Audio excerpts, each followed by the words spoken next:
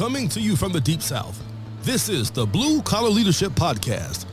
High-impact leadership is not reserved for leaders, and it has nothing to do with your position, title, or rank. However, it does have everything to do with your character. It's time to climb to the next level and beyond, personally and professionally. Now, let's start making it happen with your host, Mac Story.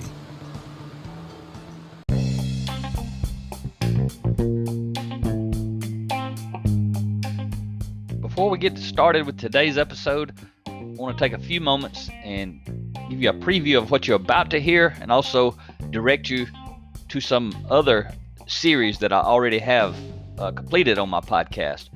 So you're about to listen to Blue Collar Kaizen, Leading Lean and Lean Teams. You're listening to a 30-part series on that. Today's episode is just one of 30. It's specific to lean leaders, lean managers, anyone who's leading teams of people through process improvement and continuous improvement projects, Six Sigma, those kind of things. It's not about the tools and the methods and all that. It's about how to lead teams of people. So any leader, anybody at any level can get value from this. But I just want you to know that's what this series is about. It's about that specific book. So hope you enjoy it. But I have some other series that may interest you if this series does not. Got a lot of episodes already out there, but I have a book called Blue Collar Leadership, Leading from the Front Lines. It's all about how to become a high impact individual, how to become a sought after employee of choice, an employee that people want to hire and want to promote. That series, there's a 30-part series, starts at episode 65. I have another series on my book, Blue Collar Leadership and Supervision, Unleash Your Team's Potential. That book is for leaders, formal authority leaders who want to learn how to effectively lead people. That series, 30-part series, starts at episode 111. I have another series. It's an 11-part series on my book, 10 Foundational Elements of Intentional Transformation, How to Become Your Best Self. That series starts at episode 158. I have another series on my Blue Collar Leadership and Culture, the 5 components for building high-performance teams. That book is really for the top leader, and it's how do you become the sought-after employer of choice. It's a 30-part series. It begins at episode 179. My wife Rhea and I, this year in 2021, the theme for my podcast this year was all about change. That's why I'm doing this series on Blue Collar Kaizen, Leading Lean and Lean Teams, because it's all about leading teams through change. But we have a 15-part series we recorded together on our book, Change Happens, Leading Yourself and Others Through Change. That series starts at episode 211. And then this Blue Collar Kaizen, Leading Lean and Lean Teams series, the one you're about to listen to, one of the episodes of, it started at episode 230. And will be a 30-part series, so it's going to take a little while to finish it. Hope you find value in some of these series. Let's get to today's podcast.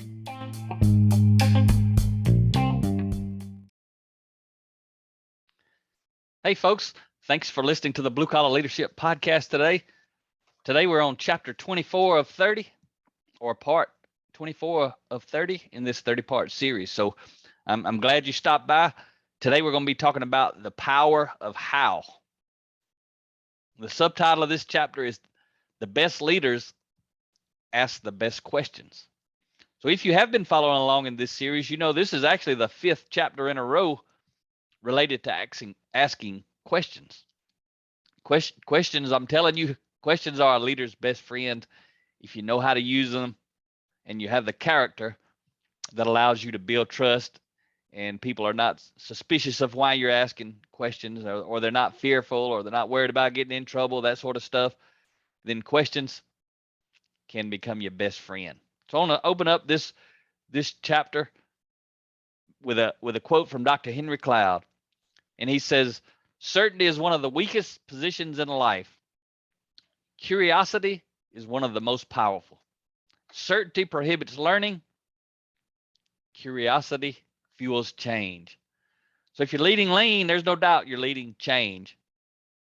And if everybody already knows what to do, and you're working with a group of those people who when you try to implement a change or initiate some change, they want to tell you why we've always done it this way and why we need to keep doing it this way. So if you're trying to lead and facilitate change in any capacity, you've got to create curiosity. So before I talk about how, I want to talk about why. So the three letters that will allow you to learn the most are WHY. The three letters that will allow you to learn the most are WHY. Be curious, ask why, but build relationships, build trust, declare your intent, help people understand why you are asking why.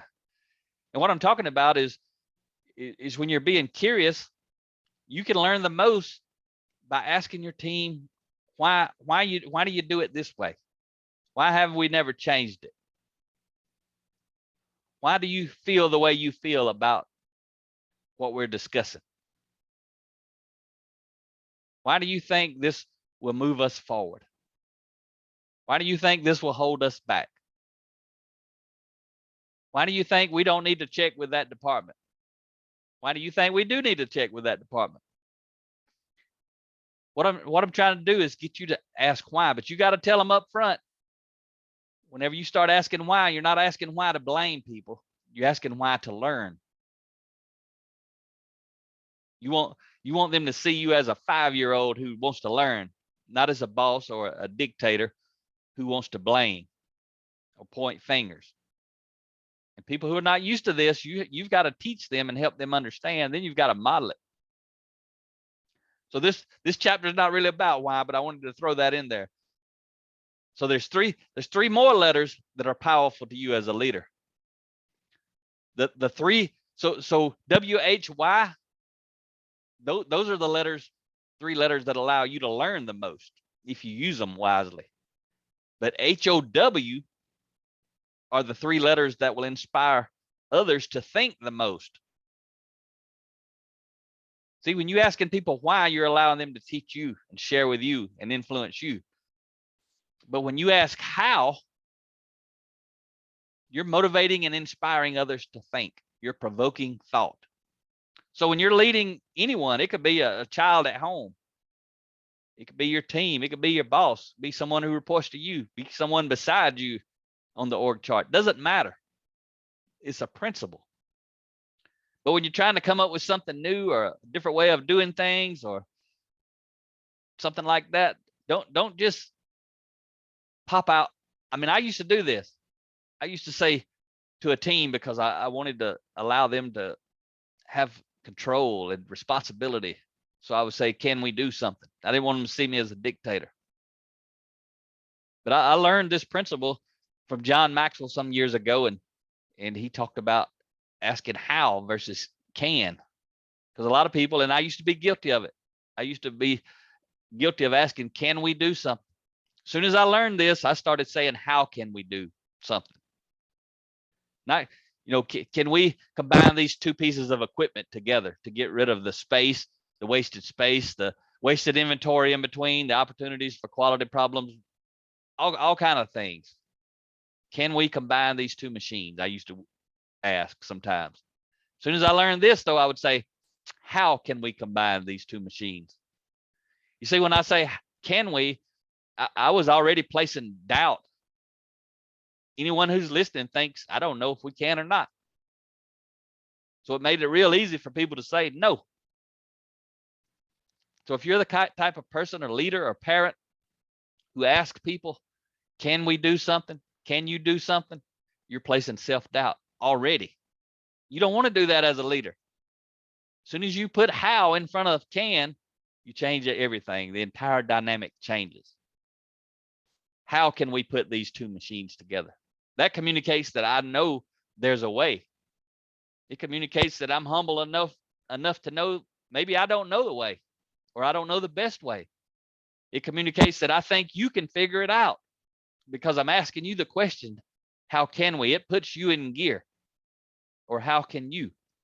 It puts the other person or team in gear. It provokes the right kind of thought because they don't go straight to no. They go straight to thinking about how. So it's very powerful. So high impact leaders intentionally weave these small but powerful words into many of their questions. Why and how? And again, this chapter I'm talking about how. And if you didn't listen to the previous series that actually began in the first part of 2021 on my book, that is actually our book, me and my wife Rhea and I actually wrote Change Happens, Leading Yourself and Others Through Change. And in this chapter of Blue Collar Kaizen, Leading Lean and Lean Teams, I basically included an excerpt from that book because it focuses on this topic about using and leveraging the word how. So if you haven't heard that series, you want to go back and check it out. It was the series before I started this one. So right now you'll be about 20, you got to go back about 24 episodes back to get to the last episode, but it was a 15-part episode. So about 39 episodes back, you'll be at part 1 in that 15-part series on Change Happens, Leading Yourself and Others Through Change. But asking why, when you ask why, it produces knowledge. Asking why produces knowledge. Asking how produces solutions. Those are two things that you want to produce as a leader. You want to produce knowledge and you want to produce solutions. And when I say you, I don't mean you literally. I mean you want to motivate and inspire your team to produce knowledge. Sometimes it's for you. Sometimes it's for each other. Sometimes it's for someone else. Very often that's the goal. And then producing solutions. Again, sometimes for you as a leader, sometimes for themselves, sometimes for the team, sometimes for other departments. It all depends. So you've got to learn to use these two words. If you can't use them effectively, that means you've got to do a lot of work on your own character. There's something relative to how you interact with people that's preventing people from wanting to engage and interact with you as a leader. Especially when you're a lean leader leading teams through process improvement. Again, people don't like change. That's why the other book series is so important. Or check out the book. Highly recommend you to read any of these books I'm doing a series on. Highly recommend you to get the book, go through it, do book studies with your teams, engage their minds, get them prepared, prime the pump like we talked about a few chapters back. When you embrace change, you are also embracing responsibility. And again, that's another reason a lot of team members dodge and resist change. They don't want to be responsible, especially for change. They want somebody else to be responsible. But when you embrace responsibility, you're being proactive. If you've heard me talk about the 7 habits of highly effective people before, that's actually habit 1. Be proactive. It says I'm responsible. I'm responsible. As a lean leader, I'm responsible for engaging the minds of the team. As any leader of a team, I'm responsible. So I've got to be proactive. If you're listening to this podcast series, you read my books or any kind of books like this, you're being proactive. You're trying to prepare yourself for what's next. Because every situation, every team, the dynamics are always different. So when change happens, proactive people do not immediately begin to ask what's going to happen. They leverage the word how. This is what proactive people do. What they don't do is wonder what's going to happen. People who are wondering what's going to happen, that mindset means I'm not responsible. Somebody else is responsible. That's why I wonder what's going to happen, because I don't know. I'm not expecting to have any input. I'm waiting to see what everybody else is going to do. It's going to impact me. But proactive people, proactive team members, proactive leaders, they leverage the word how. So when change happens, they ask themselves or others, how would a proactive person respond? And if you can't ask that to someone because they don't know what being proactive means, guess what that means? That means you as a leader have got to teach. You got to do some teaching. You got to prime the pump. Teach them what proactive means. Then ask them, How would a proactive person respond? In other words, how would a person who's choosing to be responsible respond? Provoke thought. That's what these questions do. Another question, how will I be viewed if I respond positively? Make the team think by asking thought-provoking questions. There's a quote I love. I don't know who said it. I always quote it and give credit to the unknown person because I don't know, but I heard it. It wasn't me, but I love it, and it's based on the quote. I'm sure you've heard it a lot. Don't know who said this one either, but it's just a common saying that you can lead a horse to water, but you can't make him drink. But what I always say is you make him thirsty. You might not be able to make him drink, but you make him thirsty. You put some salt on his tongue, he's going to want to drink that water. But you can't make him drink it, but you can make him thirsty. So there's a quote that kind of spins off of that. It says, you can lead people to knowledge, but you can't make them think. You can't make them think, but you can influence them to think. And the best way to make someone think is by asking questions. They may not want to think, but when you ask a question, they're going to start thinking, most likely. They may not think it out loud, but they're going to be thinking. So here's another question. How can I help others embrace the change? And these are questions you ask yourself, but you teach other people to ask them. How can I help others embrace the change? Not can I help others embrace change? How can I? See the difference? It changes it. How will this benefit me? Look at the difference. This is not can, this is will. But what if I say, will this benefit me? Well, I can say yes or no. If I ask my team, will this benefit us? It's kind of yes or no. But if I say, how will this benefit me? How will this benefit you? How will this benefit the organization? How changes the entire question. Three simple little letters can change your leadership effectiveness tremendously. Another question. How can I leverage this change to my benefit? Not does this benefit me, not will this benefit me, not even how will it benefit me, but how can I leverage this change to my benefit? Meaning something's going to change, but how can I leverage it? And you've heard me say before, especially if you listen to the Change Happens series, when change happens, some people whine, some people shine. The shiners are leveraging the change. The whiners are missing out. They're being acted upon. They actually leveraging the change to reduce their influence.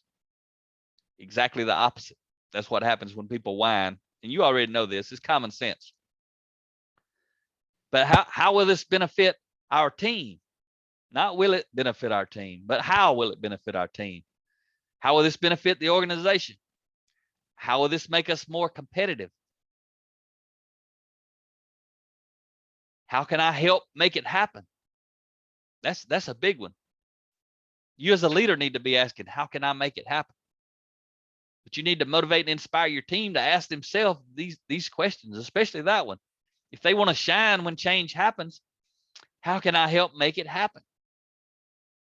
How can I support the change? How can I initiate the change? How can I lead the change? How can I champion the change? You should ask yourself these questions, especially if you're not the top leader, if you're not the owner, the business owner, the CEO of your organization, then you need to be leveraging change and increasing your influence. Whenever change happens, proactive people look for the opportunity to maximize the benefit to them personally. And the way they do that is they buy in. They help the leader implement the change. I'm telling you, when somebody helps you implement the change, they're going to have a lot of influence with you. You already know that. Somebody resists change, they ain't going to have a lot of influence with you. It's easy to see looking out the window. Harder to see when you look in the mirror. So look in the mirror and ask yourself these questions. And again, can I or can we indicates self-doubt. When you start the question with can, you're planting the seed of doubt in whoever's listening. You're conveying to them, you're communicating to them, I don't know. I don't know if we can or not. I don't know if you can or not. But when you ask, how can I, or how can we, you've decided you will and you can, or either we will and we can, and you believe there's a way. You just need to discover it. That's what how does. How projects out to the team, there is a way. I need to know it. You need to know it. But right now we don't know it. But I'm asking you, how can we make this happen? How can it be done?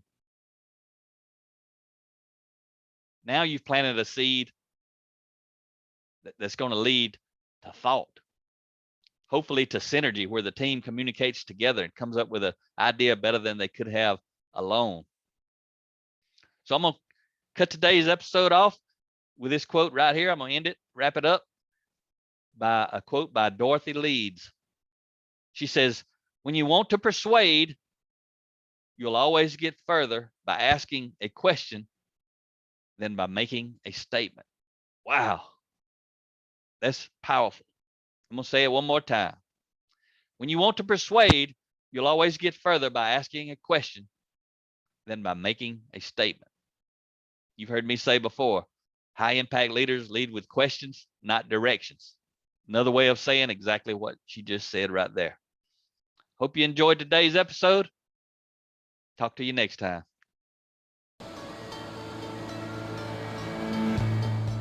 Make it happen or someone else will. It might as well be you. Are you serious about taking your career and your life to the next level and beyond? Check out Mac Story's Blue Collar Leadership series books and others, now available on audio, along with paperback and ebooks at Amazon, iTunes, and Audible. Please visit bluecollarleadership.com to learn about Mac's books, programs, special offers, certifications, and more. Thank you for listening to the Blue Collar Leadership Podcast.